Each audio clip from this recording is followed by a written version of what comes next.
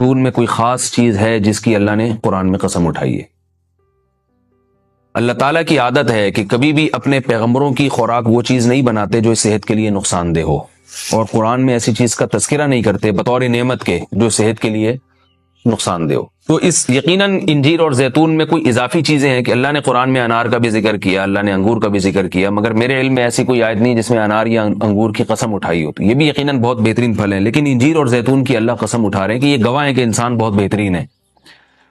تو اس سے ایک تو پتہ یہ چلتا ہے کہ ہمیں انجیر اور زیتون کو اپنی خوراک میں شامل کرنا چاہیے۔ آج کل کیا کھایا جا رہا ہے؟ چائے پی جا رہی ہے، گٹکے کھا رہے ہیں لوگ، پان کھا رہے ہیں، الٹی الٹی چیزیں، بازار سے بنی ہوئی چیزیں، دودھ پیک خرید کے پی رہے ہیں جس کے دودھ ہونے پہ ہی شبہ ہے کہ پتہ نہیں یہ دودھ ہے بھی یا نہیں، اور ایک سوچی سمجھی سازش کے تحت بازاری چیزوں کو پروموٹ کیا جا رہا ہے، اس پہ اشتہار بازی پہ خرچہ کیا جا رہا ہے، ڈاکٹروں کو باقاعدہ خریدا جاتا ہے اور وہ جعلی چیزوں کے فضائل لوگوں کو سناتے ہیں۔ لوگ یہ سمجھتے ہیں کہ ڈاکٹروں میں دو نمبری ہو ہی نہیں سکتی، یہ غلط ہے۔ بہت سارے ڈاکٹر لوگوں کو بہت ساری غلط چیزوں پہ لگا رہے ہیں۔ تو یہ بازار کی چیزوں سے آپ اجتناب کریں، اور وہ چیزیں جو اللہ نے انسان کی خوراک کا حصہ نہیں رکھی ہیں، سگریٹ اللہ نے انسان کے پینے کے لیے پیدا نہیں کی ہے، ہیروئن، چرس، یہ سب نشے کی چیزیں ہیں جو ہمارے مذہب میں ویسے ہی حرام ہیں، تو ان سے اجتناب کرنا چاہیے۔ انجیر اور زیتون کے کیا فضائل ہیں میڈیکل سائنس نے ثابت کیا ہے، اور حکیم جو ہیں، ماہر حکیم ہیں، طبیب ہیں، وہ بتاتے ہیں کہ یہ دو ایسی چیزیں جو انتہائی طاقتور ہیں، لیکن ان میں کمال یہ ہے کہ یہ آپ کے جسم میں چربی نہیں پیدا کرتی اگر اعتدال سے ان کا استعمال کیا جائے۔ ہم دیکھتے ہیں کہ جب بھی کوئی چیز بہت زیادہ انرجی دیتی ہے ہمیں، تو ساتھ ساتھ ایک اس کے ساتھ مصیبت یہ ہوتی ہے کہ وہ موٹاپا بھی لاتی ہے، وہ چربی بھی بڑھاتی ہے، وزن بھی بڑھاتی ہے۔ لیکن انجیر بہت طاقتور چیز ہے، نہ صرف یہ کہ آپ کے جسم میں چربی بڑھاتی نہیں ہے بلکہ چربی کو ختم کرتی ہے، کولیسٹرول لیول آپ کا گراتی ہے۔ یہ زیتون میں بھی ایسے ہی ہے کہ زیتون آپ کی صحت کے لیے انتہائی مفید اور بہت طاقتور ہے، اور کولیسٹرول لیول آپ کا کم کرتا ہے، لیکن یہ ضروری ہے کہ اعتدال سے ہو۔ اگر آپ بہت زیادہ کھانا شروع کر دیں گے تو پھر زیتون بھی چربی پیدا کرتا ہے، ظاہر ہے اعتدال تو ہر چیز میں ضروری ہے۔ اور کچھ چیزیں ایسی ہیں انجیر اور زیتون میں جو میڈیکل سائنس کہتی ہے کہ انجیر پیٹ کے کیڑوں کو ختم کرتی ہے، انجیر قبض کو ختم کرتی ہے، قبض کا سب سے بہترین علاج ہی انجیر ہے۔ لوگ اس طرف توجہ نہیں دیتے، دوائیں کھاتے ہیں، ایلوپیتھک دوائیں کھاتے ہیں، اس کے سائیڈ ایفیکٹ بہت سارے ہوتے ہیں۔ تو اگر ہم اپنی خوراک میں روزانہ کچھ نہ کچھ انجیر کا استعمال رکھیں تو بہت ساری بیماریوں سے انشاءاللہ ہماری حفاظت ہو جائے گی۔ انجیر میں خاص بات یہ بھی ہے کہ یہ خون پیدا کرتی ہے، سالے خون جسم میں بناتی ہے، لیکن انجیر کے استعمال کا طریقہ یہ ہے کہ اس کو بہت زیادہ چبا کے کھانا چاہیے اچھی طرح۔ زیتون میں بھی اللہ نے بہت کچھ رکھا ہے، قرآن مجید میں اللہ تعالیٰ نے زیتون کی الگ سے بھی فضیلت بیان کی ہے۔ فرمایا کہ اللہ نے اپنے نور کی مثال دی ہے قرآن میں، اللہ نور السماوات والارض مثل نورہ کمشکاۃ فیہا مصباح المصباح فی زجاجہ الزجاجۃ کأنہا کوکب دری یوقد من شجرۃ مبارکۃ زیتونۃ لا شرقیۃ ولا غربیہ۔ اللہ نے فرمایا کہ میری مثال اس نور کی ہے، یعنی ہدایت کی ہے، کہ جیسے کسی اندھیرے میں کوئی چراغ رکھا ہو۔ اب اس چراغ میں اللہ نے مثال کس دی ہے؟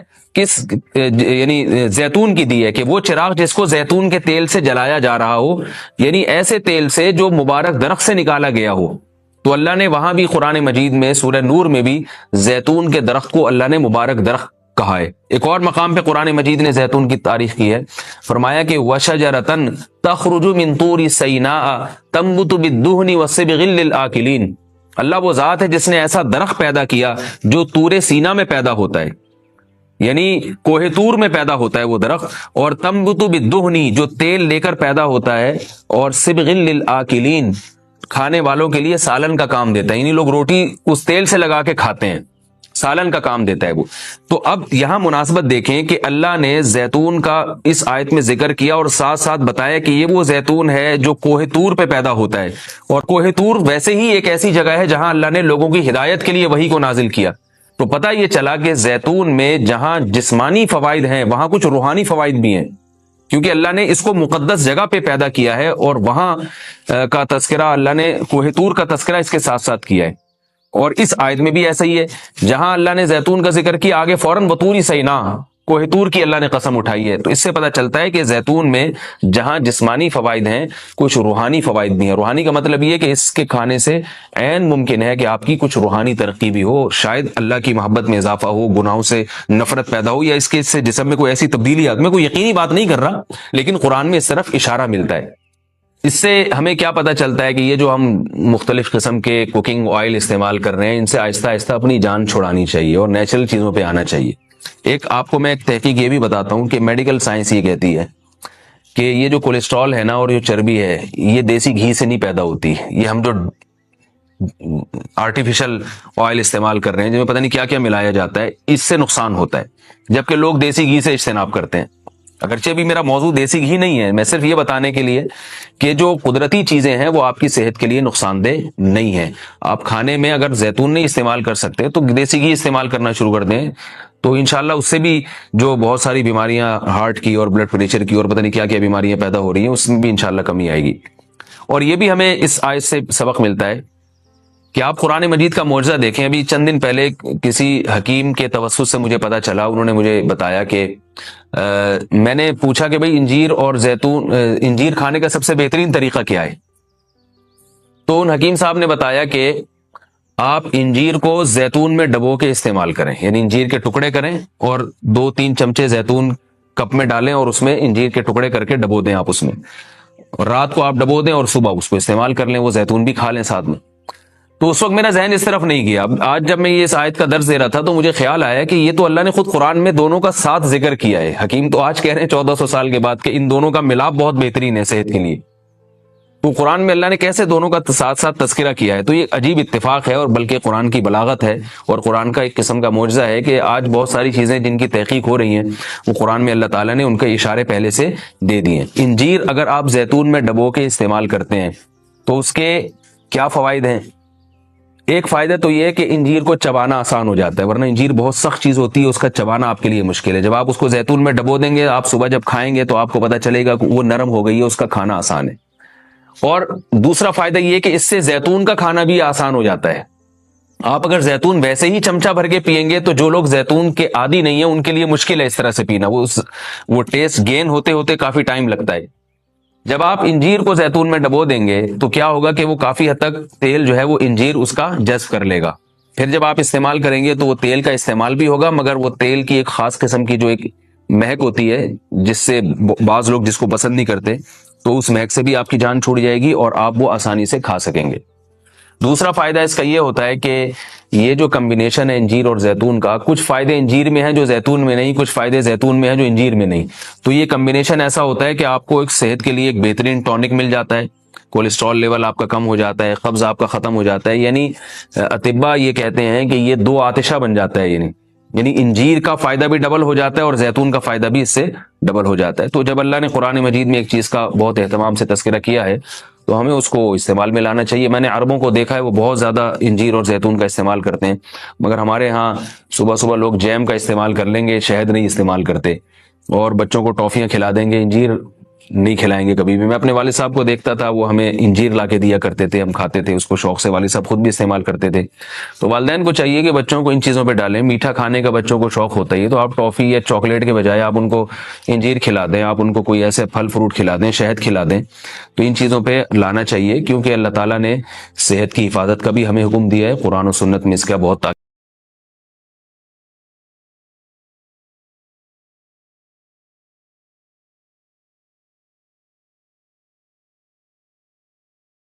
یہ آخری ذلت ہے یہودیوں کی. آپ کو معلوم ہونا چاہیے جب دنیا میں کسی کو بہت زیادہ ذلیل کیا جاتا ہے نا تو پہلے اس کو عزت دی جاتی ہے. کسی کے گلے میں آپ جوتوں کا ہار پہنا دو, یہ بھی ایک ذلت ہے. اور ایک طریقہ یہ 3 پیس سوٹ ٹائی میں آپ اس کو صدارت کی کرسی پہ بٹھائیں اور پھر آپ اس کو جوتوں کا ہار پہنا دیں. بتاؤ کون سی بڑی ذلت ہے؟ یہ دوسری ذلت پہلی ذلت سے بڑی ہے.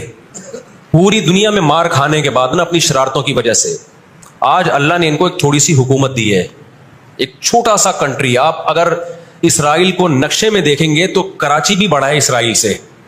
اتنا چھوٹا ملک, اتنا چھوٹا ملک, اور تعداد بھی بہت تھوڑی. اللہ نے انہیں کچھ وقت پنپنے دیا ہے. اللہ نے کہا ٹھیک ہے, تم دنیا تمہاری آخری شرارت دیکھ لے, اس کے بعد جو میری طرف سے تم پہ مار پڑنے والی ہے اس کے بعد قیامت تک تم دوبارہ اٹھنے کے قابل نہیں رہو گے. یہ آخری ذلت کا انتظام ہو رہا ہے یہود کا. اور جو فائنل میچ ہوتا ہے نا وہ شاندار ہی ہوتا ہے. کیا خیال ہے؟ سیمی فائنل میں اتنا لوگ دلچسپی سے نہیں دیکھتے. دیکھو اللہ تعالیٰ نے جو ہمیں قرآن میں آیات بتائی ہیں یہ سب ہمیں اللہ کی طرف کھینچتی ہیں. کہ ہم اللہ کے بن کے رہیں, جیسا جیسے اللہ کہہ رہے ہیں ویسے کریں, اپنے عمل کو درست کریں. سورہ بقرہ میں اللہ کا ارشاد ہے لیس البر ان تولوا وجوہکم قبل المشرق والمغرب ولکن البر من آمن باللہ والیوم الآخر والملائکۃ والکتاب والنبیین. فرمایا ادھر ادھر منہ کر لینا یہ کوئی نیکی نہیں ہے, اصل نیکی یہ کہ پہلے اپنا ایمان درست کرو اور پھر واقام الصلاۃ وآت الزکاۃ والموفون بعہدہم, نماز قائم کرو, زکوٰۃ دو, معاہدوں کی پابندی کرو, اور وآت المال علی حبہ, صرف اللہ سے محبت کی بیس پر ذوی القربى رشتہ داروں کو پیسے دو, رشتہ داروں کو پیسے دو, والیتامی یتیموں کو کھلاؤ, یتیموں پہ خرچ کرو, والمساکین مسکینوں کو کھلاؤ, وابن السبیل مسافروں پر خرچ کرو. الو نہ بناؤ مسافر کو کہ اس کو کیا پتا یہاں کے ریٹ کا تو الو بناؤ اس کو, ایسا نہیں, مسافروں کا خیال کرو. تو یہ 4 قسم کے طبقے پر احسان کرو, اور نماز بھی قائم کرو اور زکوٰۃ الگ سے دو. اور والصابرین فی البأساء والضراء, کوئی پریشانی آئے تو صبر کرو, چاہے وہ مالی پریشانی ہو, فی البأساء والضراء جسمانی پریشانی, وحین الباس اگر میدان جنگ میں لڑنا پڑے تو میدان جنگ میں صبر سے لڑو. اولئک الذین صدقوا, اللہ فرماتے ہیں جن لوگوں کی یہ صفات ہیں یہ ہیں سچے ایمان کے دعوے میں. ہم لوگوں نے اسلام کو بھی ایک یعنی یوں سمجھے کہ ایک فیشن ہوتا ہے نا, مختلف قسم کے موسموں میں مختلف قسم کی ایکٹیویٹیز ہوتی ہیں. محرم میں ہمارے ایک نئی قسم کی ایکٹیویٹیز ہوتی ہیں, ربیع الاول میں الگ قسم کے مسلمان بنے ہوتے ہیں ہم لوگ, ٹھیک ہے نا. تو یہ 2 مہینے خاص طور پر ایسے ہیں جس میں یہ 2 مہینے کی جتنی ہماری ایکٹیویٹیز ہیں وہ سب ہم اخپل طریقے سے گزارتے ہیں. جس طرح اللہ اس کے رسول نے بتایا اس طرح سے نہیں گزارتے. اسلام میں کسی کی یوم ولادت یا یوم شہادت یا یوم وفات اس کو کوئی اہمیت نہیں دی گئی ہے. اگر دی گئی ہوتی تو سب سے پہلے محمد صلی اللہ علیہ وسلم کا یوم وفات کا دن ایسا تھا کہ اس پہ ہمیں غم منانے کا حکم دیا جاتا, اور یوم ولادت ایسی تھی جس پہ ہمیں خوشی منانے کا حکم دیا جاتا. کہیں بھی نہیں ملتا ہمیں. بعض حضرات یہ کہتے ہیں کہ آپ صلی اللہ علیہ وسلم کو خواب آیا تھا جس میں بتایا گیا کہ آپ کے نواسے حضرت حسین جو جنت کے سرداروں کے جنت کے نوجوانوں کے سردار ہیں ان کو آپ کی امت شہید کرے گی. تو آپ بلک بلک کے رونے لگے. اس سے بعض لوگ استدلال کرتے ہیں دیکھو غم حسین میں رونا چاہیے. تو یاد رکھو نبی صلی اللہ علیہ وسلم کو جب اطلاع ملی آپ کو غم ہو آپ روئے, تو جب بھی کوئی غم کسی کو پہنچتا ہے اس کی آنکھوں سے آنسو نکلنا یہ نیچرل ہے. تو ایسی خبر کو سن کے آپ کو رونا آ جائے تو یہ سنت ہے, اس میں کوئی حرج نہیں ہے. لیکن کیا ہر سال نبی صلی اللہ علیہ وسلم جس دن یہ خواب آیا تھا تو اگلے سال اسی تاریخ میں دوبارہ روئیں, پھر اسی تاریخ میں دوبارہ روئیں؟ بھائی جب غم کی خبر ملی تو روئے آپ صلی اللہ علیہ وسلم. حضرت جعفر طیار آپ کے چچا زاد بھائی, ان کی شہادت کی آپ کو اطلاع ملی تو بھی آپ کے آنکھوں سے آنسو جاری ہوئے. تو کیا اب حضرت جعفر کے غم میں رونا بھی سنت ہوگا؟ بولو نا بھائی. اگر آپ صلی اللہ علیہ وسلم حضرت عثمان کے دور میں زندہ ہوتے اور اس طرح بے دردی سے حضرت عثمان کو شہید کیا جاتا تو کیا آپ نہ روتے ہے بھائی؟ تو پھر حضرت عثمان کی یوم شہادت پہ رونا بھی کیا ہے؟ سنت ہونا چاہیے نا. حضرت عثمان کی شہادت کی نبی کو اطلاع ملی تھی, وہ جھوٹی افواہ تھی. صلح حدیبیہ کے موقع پر آپ صلی اللہ علیہ وسلم نے حضرت عثمان کو قاصد بنا کے بھیجا, اطلاع ملی کہ ان کو شہید کر دیا. آپ ایسا درد اور ایسا غضبناک ہوئے کہ آپ نے 1400 صحابہ سے موت پر بیعت کی. تو جب آپ کو سچی مچی کی اطلاع ملتی کہ واقعی ابھی تو افواہ تھی, یقین نہیں تھا, جب آپ صلی اللہ علیہ وسلم کو حقیقت میں اطلاع ملتی کہ آپ شہید ہو گئے تو کیا آپ نہ روتے؟ آپ صلی اللہ علیہ وسلم کو اپنی نواسی آپ کی گود میں تھی, اس کا انتقال ہوا, آپ کی آنکھوں سے آنسو جاری ہوئے. صحابہ نے کہا یا رسول اللہ آپ تو ہمیں صبر کی تلقین کرتے ہیں, آج آپ رو رہے ہیں. فرمائیے اللہ کی رحمت ہے, یہ تو اللہ کی رحمت ہے بھائی.